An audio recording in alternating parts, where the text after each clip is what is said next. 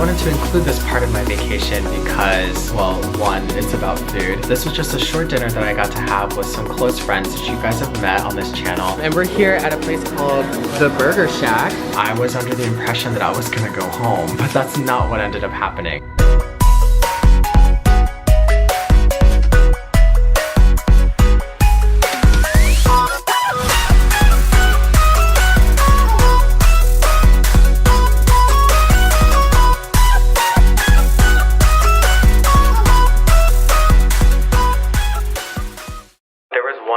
Interesting moment because we were talking about like anxiety and things like that, and I was talking to him about how like it's not always easy for me to connect with guys as it is with girls, and he made a comment and he was like, yeah, I know, I saw the video. I'm like driving my car and I'm like, what video? He looks over at me and then he's like,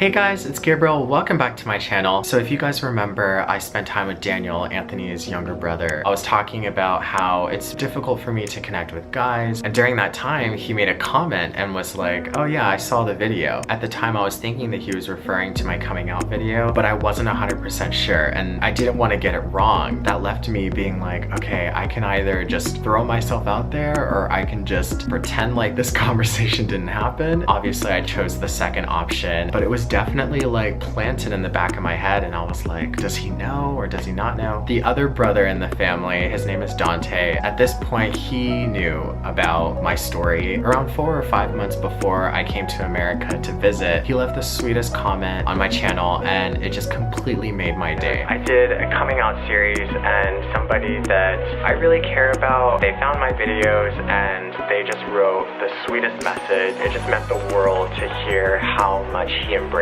my story and embraced all the stuff that I went through. I'm so thankful and blessed for the people that are in my life. I just feel completely surrounded by so many good and loving people. It means the world because I know not everybody gets that. So yeah, Dante is the one that I'm going to kind of get into today. I was spending some time with him and his now fiance, Rachel. We were able to have lunch together and we went to a place called Bella Luna. I have a very short clip that I can show you guys. Say hi. What's up? Hi. I'm sending this to my sister. We're having pizza at Bella Luna, yeah. It doesn't help that I'm like ridiculous. Wood-fired pizza. Oh, that's another thing. Once I arrived at his place, Dante took me up to his room and he showed me the ring that he was gonna use to propose to Rachel. I was like, oh my gosh, like it made me that much happier that I came to visit, because that's what's so difficult about living across the world. Like you miss out on all of these special events and life continues on for the people that are back at home. I didn't see the engagement, I just saw the ring and I knew that he was planning it. But it was really funny because she definitely made a comment during lunchtime and she was like, yeah, I don't know when it's gonna happen, but she was waiting. She was definitely waiting. But like he and I knew, we were like, the ring's at home. This is a little side note as well. Those 10 seconds that you just saw, that's all I filmed. And I later found out that that was the 500th day of the video journals. And I was so mad at myself. How did I not film like anything? I mean, just 10 seconds. And that was such a special day. Like it's crazy that it kind of fell on that day as well because of the story that I'm about to tell you. So we had Bella Luna and then eventually Rachel had to go to work. So during that time, Dante and I got to really dive into our stories, and just like me and Daniel did, like we kind of talked about what's been going on these last couple of years and plans for the future and everything. And then, you know, that seed that I had planted in the back of my head about the comment that Daniel made, I was like, okay, let me ask about this. So I was like, do you know if Daniel knows about me? He was like, yeah. And I was like, wait, what? It's so dumb because like all the signs were pointing to that, but I still wanted to believe that I was just making these things up in my head. He told me that there was one day where Daniel was just asking, do you know if Gabriel's ever had a girlfriend? That's where it all starts. You know, I'm like a grandpa now. I've never had a girlfriend besides the one girl I talked about in my coming out story, but that was like in middle school. So it's been a really long time and I've never really talked about girls in that way. So it doesn't surprise me that that was like on his mind. I talk about this all the time, but there's always that part of you that like worries, like, oh no, they're gonna see me differently, or you know, this is gonna change like how they feel about me. And it was really nice to see that that wasn't the case. I think some people don't really realize like how much relationships really does sort of take over your life. People are thinking about two things, career and, you know, family. I'm a big family person. Love and relationships, like I think think about these things like all the time, and so to be able to talk freely and have more adult conversations, like, it's nice. That alone made the day super special. I was really excited to, you know, get home and finally like text Daniel and be like, I know you know.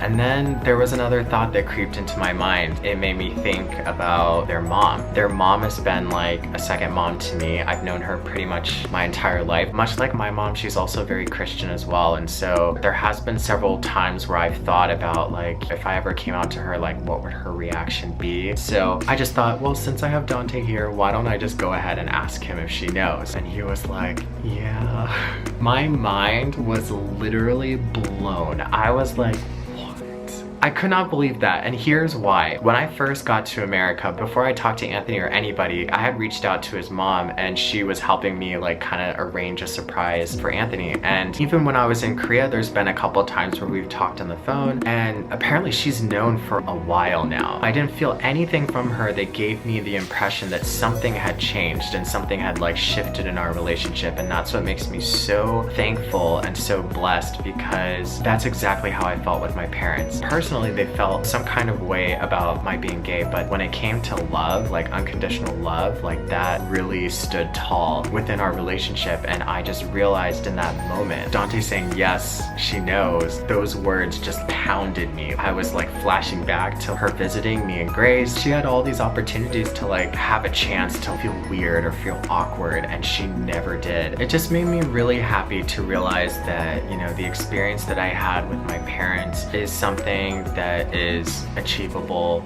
you know, through other parents as well. That shouldn't be surprising, but at the end of the day, when it comes to like sharing this part of you, it's really scary. And no matter how comfortable or how great your relationship is with someone, it always feels like you're flipping a coin. It's like, once I say this, either our relationship is gonna be great and continue on forever, or they're just gonna hate me and it's gonna be weird. Especially because, you know, Christianity plays a big role in it too. There's values and beliefs and faith and all these things wrapped into it that just makes it so much more complicated. Even for me in my life, like, it is still complicated, but at the end of the day, like, I'm really happy that things turned out the way that it did. All this time, most of the people in this family have known, and it hasn't changed one thing about our relationships. And if anything, it's like made me, especially when it comes to Dante and Daniel, like, it's made me feel that much closer with them, because now it's like I don't have to hide and I don't have to feel like I need to say something in a specific way to not like out myself, or I can just like speak openly and freely about anything, and I can give like my honest thoughts on, you know, whatever. That's what's so great about being able to be yourself and share that with the people that you really love and care about. And so, you know, tying it back to the video journals, I started the video journals because I was coming out to my own family at the time, specifically my parents, and it was just mind-boggling to me that that same day that I met Dante, that was the 500th day. This last-minute decision to go visit Dante ended up being a really pivotal moment in my vacation, because I left seeing him with so many answers to questions that I didn't even know that I had. A part of me just felt like that much fuller and that much more whole. You know, there's nothing like knowing that people understand who you are and see you for who you are as well. So before leaving his house, we took one last picture together. After that, I had to make my way home, and once I got home, I texted Daniel and I was like, oh my gosh, you've known this entire time. He was like, yeah, I know everything. He was like, this is unconditional love, because no matter what, this doesn't change how I feel about you or who you are. That was really special, and that meant a lot. So I already felt it, but to actually read it and see it and to hear those words, like, I totally felt that from, you know, their entire family. Yeah, so as you guys know, my vacation in America is definitely reaching its end. I believe I have about 2 days left. That might be 2 or 1 episode, I don't know, but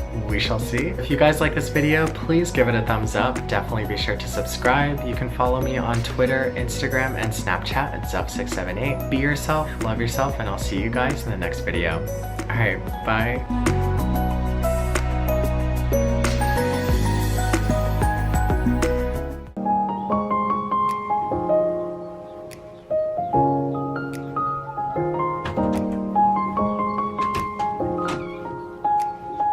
Hello. High five. Ew! You knew he was going in here. He does this all the time.